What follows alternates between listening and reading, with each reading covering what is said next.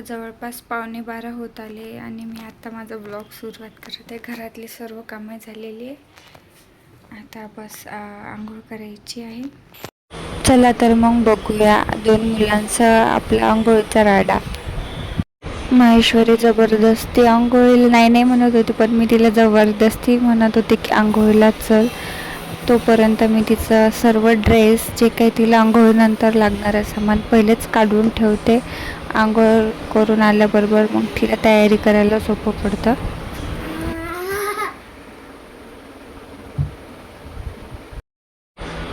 Madam आमच्या फक्त आरशात बघून बघून मटकत असतात. वेगळे हेअरस्टाईल, हेअर बेल्ट लावून देणं तिला फार आवडतं. मला नेहमीच म्हणत असते, आई मला हा बेल्ट लावून दे, हे गळ्यातलं घालून दे. मुलींचं असतंच तसं. आंघोळ झाल्याबरोबर आमची मॅडम लगेचच मोमो वरण भात खाते टी व्ही बघता बघता. मोठीचं आवरणं झालं. आता आमच्या छोट्या साहेबांची आंघोळ. बघा कसा खेळतोय. त्याला खूप मस्त वाटते पाण्यात खेळायला. आंघोळ झाली, बाळ एकदम चकाचक आणि फ्रेश झालं. त्यालाही खूप मस्त वाटतं आणि लगेचच तो मस्त्या करायला तयार असतो.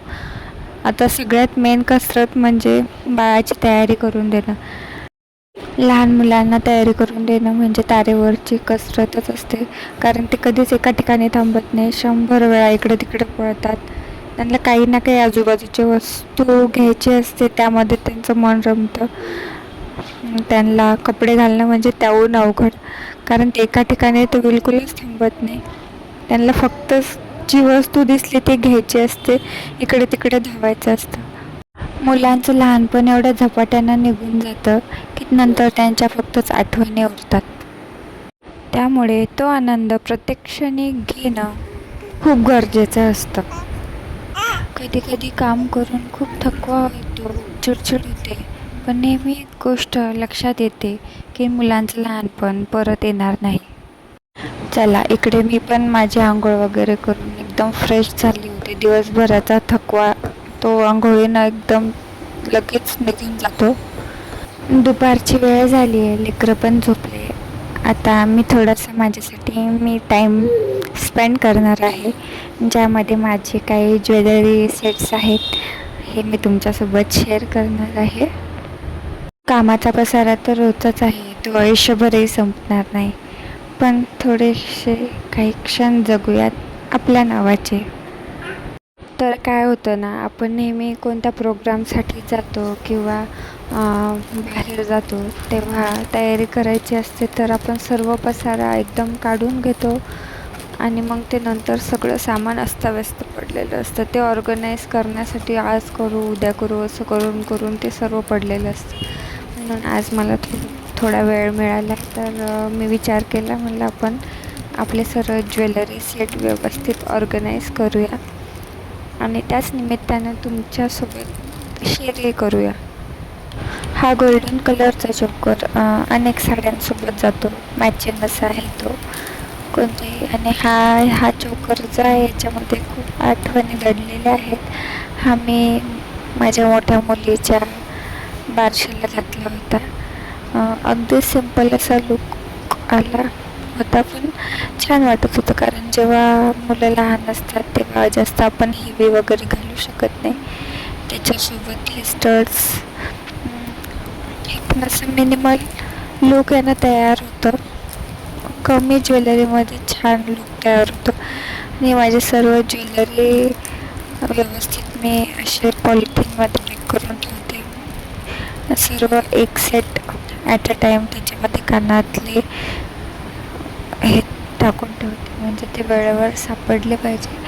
नाहीतर काय होतं, आपण ज्यावेळेस तयारी करायला जातो कानातले एकीकडं, नेकलेस एकीकडं, मग अशा वेळेस शोधायला खूप वेळ जातो. म्हणून ते असं एका पॉलिथिनमध्ये व्यवस्थित असं ठेवलं की आपल्याला पटापट ते शोधायला सोपं पडतं. सर्व सेट असे तयार करून हा पाउचच केला आहे माझ्या ज्वेलरीसाठी. आणि प्रत्येक सेट मी असं पॉलिथिनमध्ये त्याचे कानातले वगैरे सर्व एका याच्यामध्ये ठेवून असं त्या पाउचमध्ये ठेवत असते. हा सेट जो आहे तो मी उद्या मला एक प्रोग्राम आहे त्याच्यासाठी मी हा वरती काढून ठेवला, म्हणजे वेळेवर मला जास्त काढावं लागणार नाही सामान. मी ह्या बॉक्समध्ये ठेवलं आहे. तोपर्यंत माझं बाळ उठलं होतं. पटापट सगळं सामान ठेवून मी त्याला रडत होता म्हणून थोडंसं घेतलं, खेळवत होते. बाळाला कडेवर घेऊनच मी आता मस्तपैकी आल्याचा चहा बनवून आणलाय, कारण चहाशिवाय माझी दुपार पूर्णच होत नाही. एका आईचं रुटीन हे कधी संपत नसतं. एक काम झालं की दुसरं तयारच असतं. पण मुलांचे हसरे चेहरे पाहिले की हा त्रास कुठं पळून जातो. मुलांना झोपवून स्वतःच्या आवडीच्या 2 गोष्टी करणं, यातच आपल्या सुखाचे 2 क्षण असतात. इकडे आमच्या मोठ्या मॅडम पण आता उठल्या होत्या. दोघांची झोप झाली आहे. आता दुपारचं शेवटचं काम मी करत आहे, ते म्हणजे कपड्यांच्या घड्या व्यवस्थित आपापल्या ठिकाणी कपडे ठेवले की तो पसारा खूप कमी होतो आणि आपल्यालाही थोडेसे कामं सुचतात. म्हणून ते वेळच्या वेळी व्यवस्थित घड्या घालून जागच्या जागी ठेवले की बरं होतं. माझे जे काही ज्वेलरी सेट्स आज मी तुमच्यासोबत शेअर केले, त्या प्रत्येक ज्वेलरी सेटसोबत एक आठवण दडलेली आहे. पण वेळ कमी असल्यामुळे आपण तेवढं शेअर करू शकत नाही. तरी माझे ज्वेलरी सेट्सपैकी तुम्हाला कोणता ज्वेलरी सेट आवडला मला कमेंट्समध्ये नक्की सांगा. म्हणजे पुढे मी अशा छोट्या मोठ्या गोष्टी तुमच्यासोबत शेअर करू शकेल. मला समजेल की माझ्या व्ह्युअर्सला काय आवडते आणि काय नाही. आणि यामध्ये जज करण्यासारखं काही असं नाही, बस एक मैत्रीण म्हणून काही गोष्टी मी तुमच्यासोबत शेअर करते.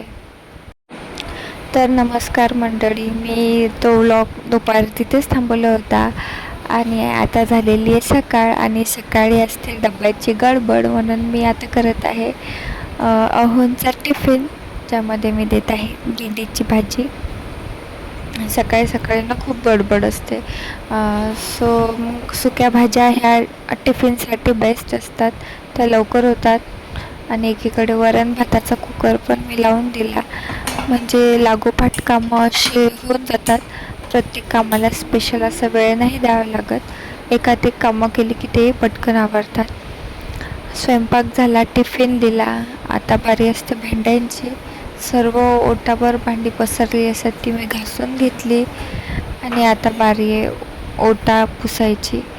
सगळं काम आवरलं स्वयंपाक हे की मी पूर्ण ओटा असा स्वच्छ घासून घेत असते. गॅसची शेगडी, त्याच्यावर बरंच पीठ, तेल सर्व उडालेलं असतं, तर ते आपण एकदा बऱ्यापैकी घासून घेते, म्हणजे दिवसभरासाठी आपला ओटा असा क्लीन असतो.